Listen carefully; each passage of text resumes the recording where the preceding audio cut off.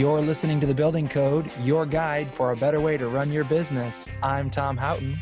I'm Paul Worth. Right now, we're just doing all phone-based recording so that way we can keep producing great content during this uncertain time for the entire world. Of course, we're all talking about COVID-19 or the coronavirus, and joining us on this episode of the podcast is Alex Barthet. We're having him on. He's a return guest from episode 9. Owner of the Lien Zone, and he's got the Lien Zone podcast. Alex, how's it going? So far, so good. I'm sitting in my home office here in Miami. So there are worse places I could be. And I've kept my kids out of the office, which is a plus for today. The struggle is real. It's getting harder and harder. I was telling you guys before we jumped on the actual podcast that I'm actually just a moving target in my house.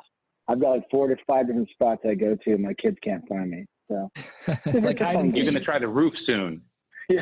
If the Wi-Fi gets up there, I'm in. That's great. Well, Alex, thank you so much for coming on the podcast today. You do a great job with your lienzone.com and Lien Zone podcast, and we know you're putting out a lot of great content for construction professionals. And so we just wanted to chat with you about COVID-19, the coronavirus, and just how it's changing the construction landscape, which seems like hourly it's changing it. So we just wanted to catch up our audience on kind of where we stand right now and kind of outlook for the future. So maybe let's first do a quick update so that way people have kind of like a timestamp of when we're recording this. So right now it's March 25th. And as it stands right now, I think all states have made construction essential except for Pennsylvania. Does that sound correct to you? Yes. And actually I heard that Boston as well, while there is some construction activity, I think it's very limited. At least here in South Florida, all construction generally is open and available so long as you can comply with all of the CDC guidelines, social distancing. But you do have to have some open air, requirements. So we have seen some folks who have more confined construction that has been canceled. Interesting. So where would you say construction professionals can find the latest up-to-date information on how it pertains to their business? I know that you also offer a service on your website with articles and information there too. So where would you like to plug? So they can subscribe to our podcast as well. I'm trying to do podcasts now almost daily with various folks in the industry talking about different things associated with the construction industry locally, across the country. And that is the lienzonepodcast.com. Lien is Lien, the lienzonepodcast.com. And if you go to the lienzone.com/COVID-19, we have a page dedicated just to the articles that we're putting out. And then on YouTube as well, the Lien Zone, we have the similar content on the YouTube channel. What I will say, and I don't have it handy, but I will email it to you so you can put it in the show notes. I have run across a seemingly constantly updated chart by another law firm, a national law firm, who is tracking business closures across the country, state by state, city by city.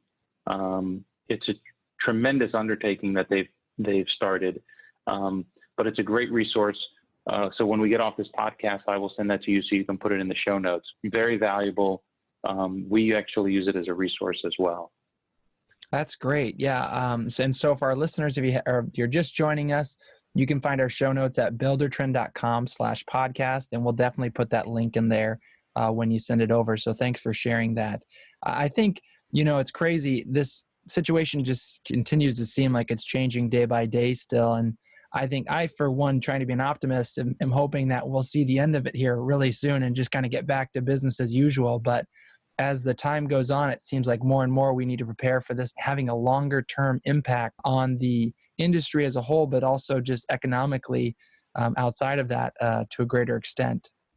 I'm seeing the same thing here. Many of our clients in construction are working more and faster now because everyone is afraid that tomorrow or the day after it could get shut down. As an example, it was written up in a news article just yesterday afternoon that the city manager in our county here in Miami made a comment offhandedly that he thinks that maybe some construction sites are not complying with the social distancing and other CDC requirements, and he may look into shutting them down.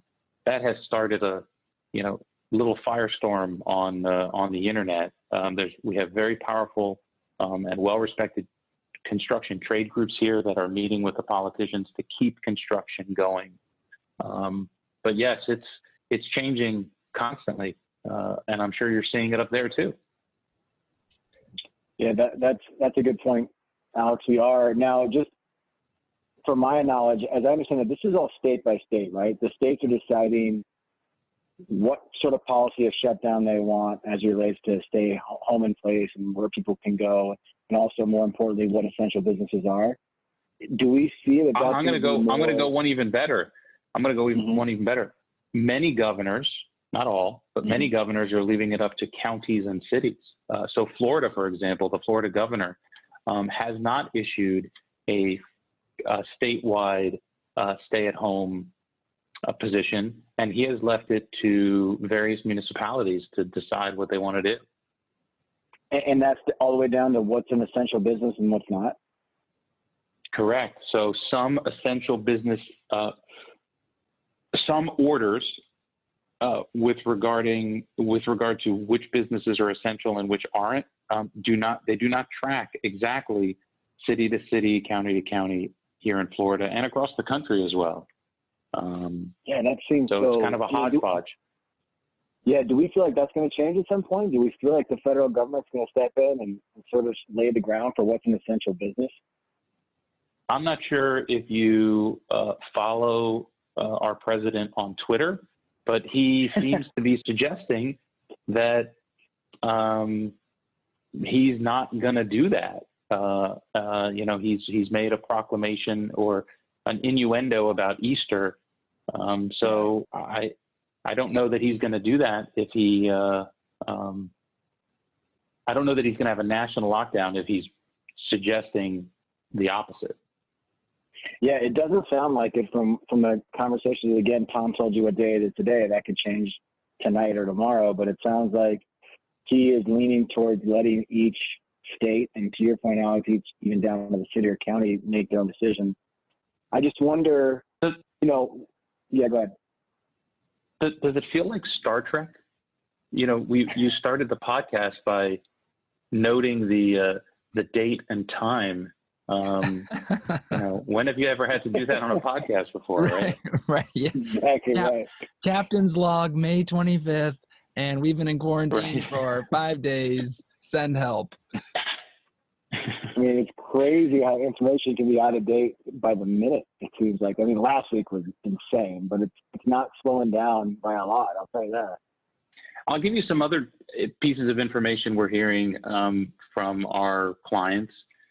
Again, this is primarily South Florida, but I understand this is happening in various parts of the country. Most county offices are closed to in-person business transactions.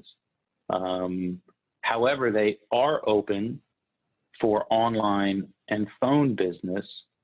So, for example, if you wanted to go to your building department and talk to an inspector or the chief building official or a plan reviewer, most places, most counties or cities, not possible. You cannot go and see them. You can have a phone call.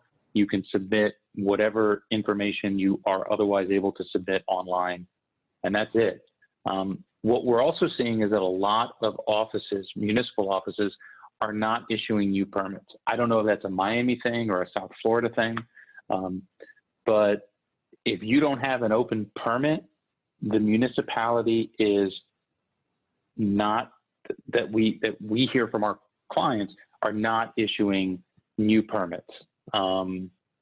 And then there are certain municipalities where it is absolutely just closed. So there's some small cities in Florida, where because of an infected individual in a rather small office, they have closed the entire building department for that office. So no business is being transacted, no inspections in the field, no plan review, no calling the building official. So that has brought those projects that are in those jurisdictions to a complete halt. That's crazy. That doesn't seem good. Yeah. That's negative. Yeah. But again, hopefully things, continue to move at a pace where in the positive way for us. Well, good. With that intro, I don't know if you want more bad news, but I can also tell you that there are some other jobs that we've heard from clients that have actually been canceled, just not happening. As you can imagine, down in South Florida, we've got the Port of Miami. The Royal Caribbean was building a multi-million-dollar headquarters here that has been placed on hold indefinitely. I suspect because of a cash crunch in light of their financial position, because no cruises. But other major projects, at least here in South Florida, are getting axed because everyone is just so nervous. Yeah, I can imagine. And just to be clear, and because this was my question I was going to ask you anyway, a lot of your clientele and who you deal with construction-wise is in the commercial space, correct? Primarily commercial. We do represent folks that do some residential work and some residential-only contractors and trade contractors. They seem to still be working with the one caveat, which is if they have a new project and they don't have the permit, they are kind of stuck for the time being because they can't get a new permit. Right. So, yeah, I guess my question with relation to those two sides of our business, residential and commercial, have you seen these state by state, county by county essential businesses specify one or the other? Because I think I did see that in Massachusetts that they specifically said residential construction is a essential business. Is everybody doing that distinction between the two styles of construction? So at least here in the counties in South Florida, which are the ones we monitor most closely, those orders are just construction. Construction is considered an essential business, and those businesses that service construction are typically considered essential businesses. But it wouldn't surprise me, because it's a patchwork approach across this country, that there are probably some cities that say residential is essential and others that say that it's not. And there are other cities that I know of that say only essential construction is essential. So, hospitals, repair work, something, not just building, an addition to someone's house. It's got to be something that's serving the public good. Right. Well, I follow up to what you said earlier. What really is considered a supporting business for construction? Like everything? This is why people don't like lawyers, because, I could probably come up with a good argument on how almost anything serves. Am I a business serving construction? So could I have kept my office open? I guess. I think the intent of the various orders, and they're all written differently, is in order for construction to happen, there's a lot of things that go into it. So, for example, rental equipment related to the project, scaffolding, a backhoe, the delivery of plumbing fixtures. Maybe it's not much of a stretch that that's part of construction, but it's not defined in many of the orders that I've seen. How about if you have a showroom and that showroom services your field and service operation? Can you keep your showroom open and have someone walk in and buy a faucet? Probably, but it's unclear depending on some of the orders. Let me interject one thing. What I haven't heard is I have not heard either locally or anywhere in the press of police arresting anybody, or any type of, National Guard presence that's preventing people from doing something that would otherwise fall in the essential category under their respective municipal orders. So even if you do something, I don't think you're going to get arrested. Right. Yeah, I heard in New York that there's just some sort of a fine if you're not an essential business and you keep your doors open. But yeah, I mean, like to your point, it's so gray. I don't see how they can enforce anything right now about what's an essential business when you get into detail. What we have prepared for many of our clients at their request, we're posting an article which may have been posted today on the Lien Zone, and I'm interviewing one of the lawyers in my office tomorrow about this concept. But we've created what I would call a hall pass for many of our clients, where they can give it to their people in the field that are traveling, that are working in the field, that come and go to the office in case they get stopped, and a letter that effectively says, I am doing work under an order that requires essential business, and I am one of those essential businesses. We've given it out. I know they've given it to their people. I haven't heard that anyone's been stopped and had to show it, but it makes them feel better. So that's something that, and we have when this post hits, and again, I don't know if it's already posted or if it will post tomorrow, we have a sample hall pass letter that people can tailor for their own use in their own jurisdiction based on their own municipal order. That's great. I love that. We'll definitely link that in our show notes as well. We'll track it down and figure out where it is and put it in there for our listeners. The other thing I think you guys wanted to talk about, which everyone wants to talk about, is the Family First Coronavirus Response Act, right? Yep, that's correct. Yeah, that just came out, and I'm sure our listeners are probably eager to hear how it impacts their businesses and then their employees of their business. Yeah, so with the expectation that this was going to be a significant issue, I looked in my Rolodex. Can you say Rolodex now? Does that date me? Sure. No, you're good. I looked at my contact cards in my iPhone. How's that? There you go. Yeah. And a good friend of mine is the former area director for the Southeast for the Department of Labor, who retired and then started a consulting company. His name is George Rivero. I spent about 45 minutes on the phone with him. You can see that. You can listen to that podcast on our podcast or see it on the YouTube channel. And we took a deep dive into the Families First Coronavirus Response Act last week. He and I spoke the morning after it was enacted. I intend to talk to him again prior to April 1st to update that information, because the Department of Labor just issued FAQ and then a white paper for employees and employers that further clarifies it. But if you wanted a brief rundown of the Family First Coronavirus Response Act, I would say listen to that podcast, but I'm going to give you the short version right now. It goes into effect on April 1st, 2020.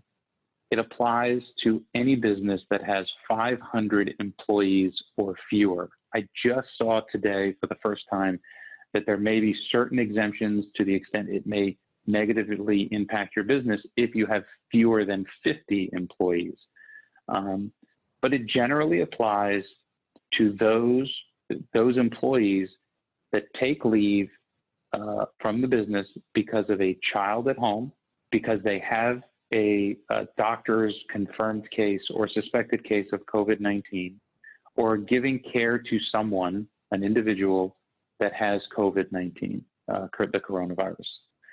If those apply, then generally speaking, that employee is entitled to 2 weeks, 80 hours of paid leave. And that paid leave has certain caps on it based on a percentage of their salary with a certain amount that it cannot exceed. Thumbnail sketch, that's what the act is. Now, what this seems to do is that it seems to force the employer to bear the brunt of what we have in this country, which is an at-will work environment in most states in the country. So, if I wanted to let someone go, even if they had those criteria before the act, I could, and I wouldn't have to pay them. Now I'm going to have to pay them. And the way I'm going to be reimbursed by the government is via a tax credit later for the people that would fall into this category that I paid their 2 weeks of paid leave. Lots of exceptions, lots of nuance, further being clarified by the Department of Labor. What I'll do is I'll send you as well, so you can put it in the show notes, a link to the interview with George Rivero, but as well the Q&A that was posted by the Department of Labor this morning. Does that answer most of your questions about the Families First Act? Yeah, that was a great summary. Now, just to be clear, this is separate from the planned vote today on the stimulus plan, or is this wrapped into that? No, very, very different. So this was a bill that was passed, signed into law last week. What you heard about today, and I have not watched the news, so I don't know how fast it's gone through the Senate or whether the president has signed it. I can't imagine, because it was only 1:30 last night, 1:30 in the morning last night, that Congress passed it. Now that bill is a $2 trillion aid package that seems like it's going to give most Americans $1,200 and their children $500 each. And it creates a series of loan programs, I think $500 billion for companies, $367 billion to assist small businesses to overcome payroll hurdles, as well as some funding for the unemployment system and hospitals. The next question is, okay, assuming it goes into law, how do I apply for it? It's just way too early to tell about any of this stuff. Yeah, it looks like the Senate, as of right now, hasn't voted on it, but everybody feels like it's going to be going through. The one thing to note is that it seems to have made the same distinction as it relates to small businesses. So it picked that same 500 and under number employees, I believe. That's good to see. So yeah, I guess we could probably do a whole episode on that whenever that gets passed. Yeah. Yes, for sure. I think, and I think you probably could do another episode on the Families First Act once it goes into effect and the further regulations, the implementing regulations are clarified. So kind of all of the nuances and the questions people have may get answered. Yeah, I think to maybe kind of wrap it up and hopefully maybe put a little bit of optimism and hope for the future here, where do you think we go from here? I mean, with these legislation trying to get into a place that will hopefully obviously help, again, me being an optimist, I was hoping that, we're going to be down for a month and then we'll be back up and at it. And, if people can just hang tight for that month, we should be okay instead of having this mass panic and all this fallout. So where, in your opinion, do you see the industry headed, in the next 3 to 6 months, kind of short term? So I'm not a doctor. I'm not a financial analyst or economist. So it's hard for me to say, but if you wanted my gut opinion, I think it's going to be a tough slog for the next little while, and I would say months. One of the things that I will tell you in speaking to various folks for our podcast, one thing that is troubling to me, and I'm ruining the fact that you wanted to end this on a high note, is that a lot of our clients are bidding less because people are so nervous about the economy going forward. I really hope that this aid package causes the folks to be more optimistic about the future. I saw that the stock market rallied a bit today because of the passage of the $2 trillion bill. But like everything else, this too shall pass, and we will be stronger for it. And I think that those companies that understand that they are going to have to make difficult decisions, and they make them soon, and they hunker down, are going to be the ones that are here for the resurgence, which will likely occur. I hope it's sooner too. And those folks that are set up to be mobile, to be paperless, that have a solid project management system like Buildertrend, that are adapting to the market, are the ones that are going to not only survive but thrive in the new economy, because people are now, because they had to, are more comfortable working from everywhere.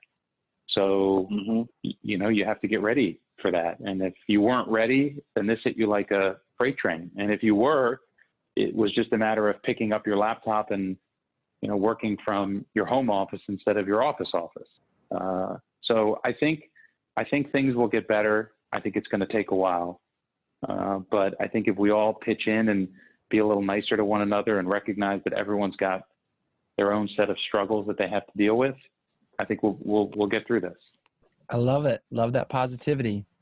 Yeah, I think that was a great note to end on. And I think, it's hopefully not going to be as bad by any means as the Great Recession in 08 and 09, but you did see after that, that slow build back up, that some of the best companies were still around and they were better for it. So hopefully we have a small bit of that in our industry. Fingers crossed. Awesome. Well, thank you, Alex, so much for coming on the podcast today and sharing all of your resources. Again, we'll put those in the show notes. And, we look forward to the next time we're talking, and hopefully it's on much better terms. Thanks for the opportunity, guys. I'm honored. All right. Thanks, Alex. Appreciate you. Anytime. Love what you heard? Don't forget to rate and subscribe to our podcast so you can hear from more guests that will benefit your business. Also, please check out our show notes page for more information on what we discussed on this episode. You can find it at buildertrend.com/podcast. Thanks for listening, and we'll see you next time on The Building Code. Appreciate you.